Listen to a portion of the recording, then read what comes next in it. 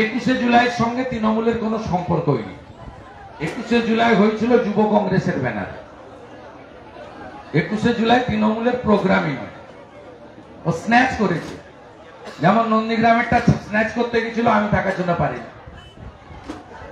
এখানকার আন্দোলন ভূমি উচ্ছেদ প্রতিরোধ কমিটি করেছে, কোন পার্টিকুলার রাজনৈতিক দল করে। নন্দীগ্রামের মানুষ সাফার করেছে, আমরা তাদের সাহায্য করেছি।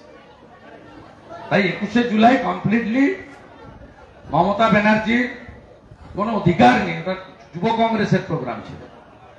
আর আপনি যে কথার পরিপ্রেক্ষিতে বললেন গুলি চালানো, 21শে জুলাই গুলি চালানোর জন্য কমিশনে যিনি প্রধান অভিযুক্ত হয়েছিলেন মনীশ গুপ্ত, তাকে মমতা ব্যানার্জি 11 সালে এসে প্রথম বিদ্যুৎ মন্ত্রী করে পুরস্কার দিয়েছিলেন। অতএব 11-র আগে মমতা ব্যানার্জি আলাদা ছিলেন, যখন আমরাও তার সাথে ছিলাম। আর 11-র পরের মমতা ব্যানার্জি এখন অনেক বদলে গেছে। এবং বদলটা আপনি এখানে বাইপাসের পাশে অনেকগুলো বাড়ি আছে, দেখবেন, দেখলে বুঝতে পারবেন বদলটা কেমন হয়েছে।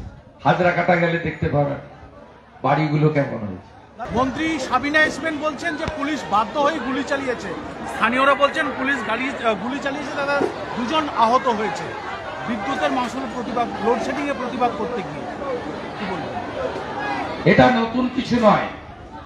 রঘুনাথগঞ্জে 2 মাস আগে রহিম শেখ, টিএমসির পঞ্চায়েত মেম্বার, জলের দাবিতে পঞ্চায়েত অফিস ঘেরাও করেছিল বলে ডিজে বোম ছুটছিল। জন আন্দোলন, গণ আন্দোলনকে এরা কোথাও বোমা বন্দুক নিয়ে গিয়ে এদের গন্ডা বাহিনীকে দিয়ে জব্দ করেন, কোথাও পুলিশকে ব্যবহার করেন। মানিকচকের ঘটনা অত্যন্ত নিন্দনীয় ঘটনায় আমরা প্রতিবাদ করছি এবং বিচার বিভাগীয় তদন্ত দাবি করছি। তারা একটা বলছিলেন না, জিওর দাম নাকি মমতা ব্যানার্জি খেতে গেছিল বিয়ে বাড়ি, ওর কাছ থেকে উত্তর নিয়ে নেবেন। দিদিকে ফোন করবেন, দিদিকে বলো নাম্বারে, বলে আপনি তো খেতে গেছিলেন বিয়ে বাড়িতে, একটু জিওর ব্যাপারটা বলে এসছেন নিশ্চয়ই। আমাদের ভিডিও ভালো লাগলে লাইক এবং শেয়ার করুন, কমেন্ট সেকশনে গিয়ে জানান আপনাদের মতামত। আরও ভিডিও পেতে আমাদের চ্যানেল সাবস্ক্রাইব করুন এবং প্রতি মুহূর্তে খবরের আপডেট পেতে প্রেস করুন বেল আইকন।